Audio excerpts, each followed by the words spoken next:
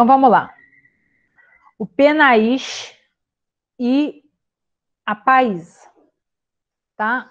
O PNAIS, o que é? É Política Nacional de Atenção Integral à Saúde do Homem. E o PAIS é o Programa de Assistência Integral à Saúde do Adulto. Esses dois programas vão atender, no caso da saúde do adulto, atende homem e mulheres, e no caso da saúde do homem, ele vai trabalhar em parceria com a saúde do adulto e com a saúde do trabalhador. É um conjunto, é um processo. Então, vamos lá. Política Nacional de Atenção Integral à Saúde do Homem. Qual o propósito dela? Tá? Com o propósito de desvendar as ações de atenção integral à saúde dos indivíduos do sexo masculino, com idade entre 20 e 59 anos. O Ministério da Saúde, em 2008, apresentou como uma das prioridades do governo a Política Nacional de Atenção Integral à Saúde do Homem. Tá? Ou seja, é mais recente. Lembra que da mulher a gente viu que surgiu bem antes, mas o do homem é mais recente, surgiu em 2008. Até então, não se falava em saúde do homem, ninguém se preocupava com o homem. Até porque o próprio homem não se preocupa com a sua própria saúde. Geralmente, por uma questão cultural, o homem tem tendência a achar que ele não adoece, que ele é forte, e geralmente eles não se preocupam muito com a questão de saúde, tá? Então, a gente, em 2008, começa a pensar que a gente precisa ter um programa específico, um atendimento específico para esse grupo, que não tinha nenhum atendimento específico. A política situa-se alinhada com a Política Nacional de Atenção Básica, está em consonância com os princípios do SUS, fortalecendo as ações e serviços em redes e cuidados de saúde, privilegiando a estratégia de saúde da família, evitando assim a setorização dos serviços ou a segmentação de estruturas. Ou seja, se a gente parar e pensar, todas essas políticas que a gente vem estudando até aqui, todas elas são implementadas dentro também da rede de atenção básica. Ou seja, eu não tenho uma equipe específica para a saúde do homem, eu não tenho uma equipe específica para a saúde da mulher, eu tenho uma equipe específica de estratégia de saúde da família, que implementa todas essas políticas. Ou seja, a estratégia de saúde da família vai implementar a saúde do homem, vai implementar a saúde da mulher, saúde da criança e por aí afora. Tá? A gente trabalha em conjunto. Quais são as diretrizes da política nacional, então, da saúde do homem? Vamos ver. Entender a saúde do homem como um conjunto de ações de promoção, prevenção, assistência e recuperação da saúde, executando nos diferentes níveis de atenção. Ou seja, eu vou atender o homem em todos os aspectos, principalmente de preferência a promoção e prevenção. Esse é o grande foco do SUS e na saúde do homem também. Só que a gente sabe que homem geralmente não gosta de promoção e prevenção. Homem não está preocupado em se prevenir. Você só vê um homem indo, por exemplo, para a unidade básica de saúde, na maior parte das vezes, quando ele já está com uma doença avançada. Então, a gente tem que trabalhar e mudar a consciência da população de que, independente se ele é homem ou mulher, ele precisa prevenir, ele precisa se cuidar, tá? Deve-se priorizar a atenção básica, com foco na estratégia de saúde da família, porta de entrada do sistema de saúde integral, hierarquizado e regionalizado, ou seja, o atendimento tem que ser hierarquizado, ou seja, de preferência começa lá na unidade de saúde da família, tá? Que é a porta de entrada preferencial do nosso sistema de saúde. Reforçar a responsabilidade dos 3 níveis de gestão no controle social, de acordo com as competências de cada um, ou seja, tanto o nível federal, estadual e municipal tem que estar inserido dentro da Política Nacional de Saúde do Homem. Nortear a prática de saúde pela humanização e a qualidade da assistência a ser prestada, tá? Ou seja, eu tenho que prestar uma qualidade humanizada e de boa qualidade, ou seja, eu tenho que permear todas as minhas ações, tem que estar dando uma assistência onde esse homem se sinta acolhido e se sinta parte do sistema de saúde, ou seja, ele pode confiar nesse sistema de saúde. Integrar a execução da Política Nacional de Atenção Integral à Saúde do Homem e as demais políticas, programas, estratégias e ações do Ministério da Saúde. Promover a articulação interinstitucional, em especial com o setor da educação, como promotor de novas formas de pensar e agir. Ou seja, a gente sabe que a gente precisa educar o indivíduo para que ele possa mudar sua conscientização do mundo e principalmente das questões da sua saúde. Então, eu preciso estar atento a isso.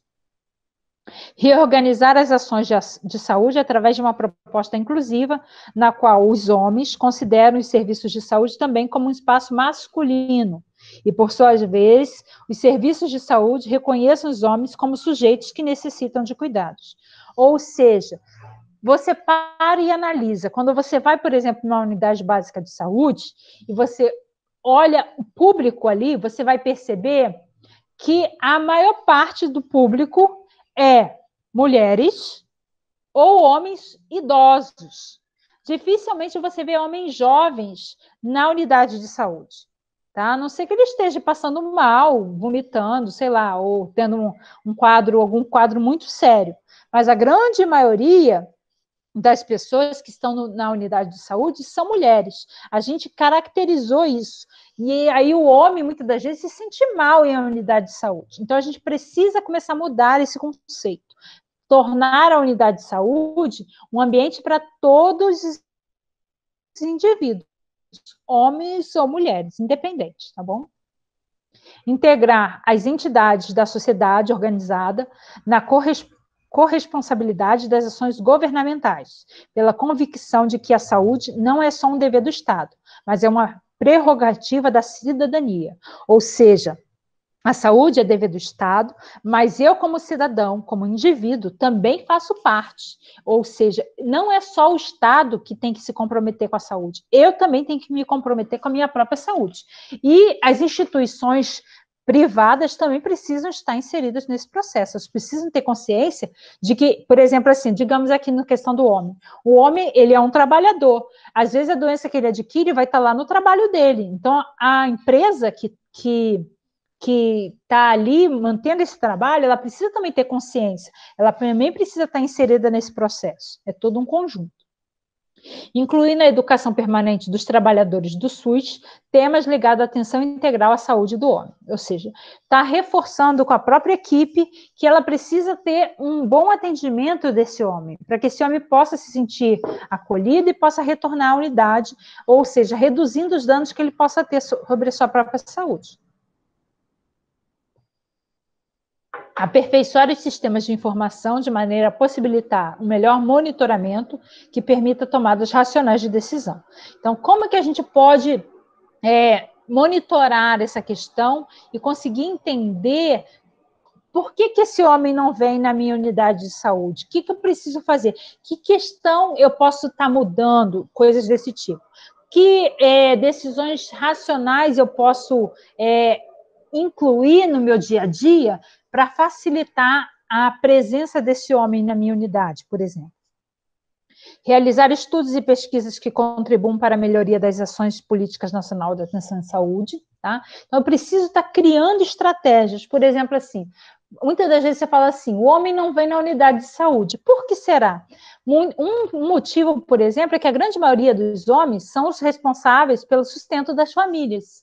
A gente sabe que as mulheres hoje em dia também ajudam, mas tem uma boa parte das famílias, quem realmente mantém a questão financeira da família é o homem. Então, ele não vai deixar de ir ao trabalho para poder vir à unidade de saúde. Então, de repente, essa unidade de saúde precisa criar uma estratégia de ter um horário diferenciado para atendimento do homem.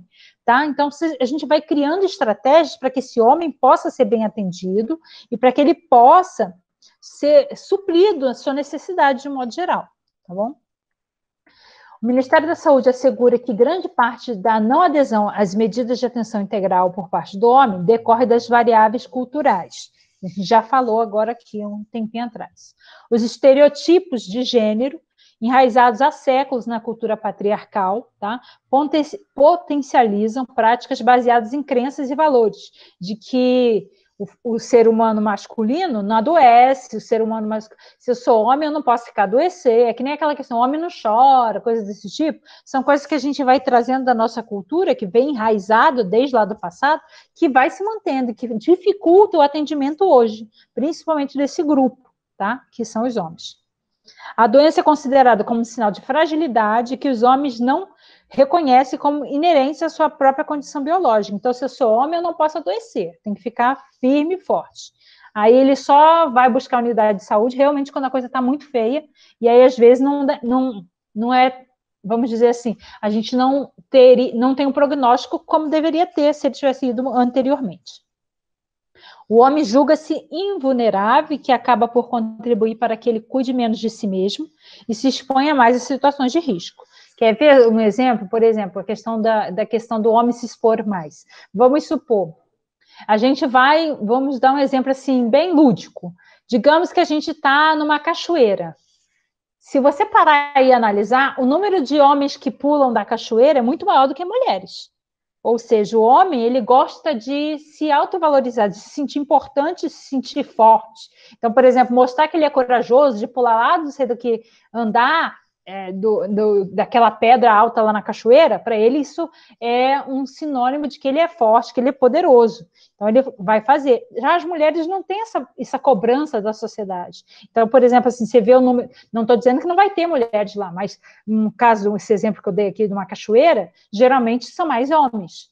Então, por exemplo, assim, quando a gente para e olha o número de pacientes, por exemplo, tetraplégicos, o número maior é homens, porque eles geralmente se expõem mais aos riscos. Eles pulam, por exemplo, uma cachoeira, correndo o risco de ficar tetraplégico, por exemplo. Tá? Então, o risco é maior. Então, eles acabam se expondo mais. Então, a gente precisa conscientizar eles disso e trabalhar essas questões, essa mudança de conscientização da nossa sociedade mesmo, para que eles possam se cuidar e ter menos prejuízo na sua saúde. Política Nacional de Saúde do Homem e é desenvolvida a partir de 5 eixos. Vamos ver quais são esses eixos. Acesso e acolhimento. Então, o objetivo é reorganizar as ações de saúde através de uma proposta inclusiva, na qual os homens considerem os serviços de saúde também como espaços masculinos, e, por sua vez, os serviços devem reconhecer os homens como sujeitos que também necessitam de cuidados, tá? Saúde sexual e reprodutiva, ou seja, busca sensibilizar os profissionais e os gestores, tá? E a população de modo geral, que reconhecer que os homens também têm direitos sexuais e direitos reprodutivos, ou seja, eles precisam estar envolvidos. Por exemplo, assim, quando a gente vai lá fazer uma orientação com relação a métodos contraceptivos, a gente geralmente só tem um público de mulher. Só que a gente precisa conscientizar essas mulheres que os maridos dela, ou os parceiros delas, precisam estar inseridos também nesse processo. Ou seja, eles têm que também ter orientação reprodutiva. Como é que é essa saúde reprodutiva deles? Eles precisam ser orientados, não só as mulheres. Então, a gente precisa começar a trabalhar essas questões com o homem também. Paternidade e cuidado. O objetivo é sensibilizar os gestores e os profissionais e a população com relação aos benefícios ativos, envolvimento ativo dos homens, em todas as fases da gestação, das ações de cuidados com seus filhos, e destacando como essa participação pode trazer saúde e bem-estar, fortalecimento de vínculos saudáveis entre a criança e o pai, tá? E seus parceiros também.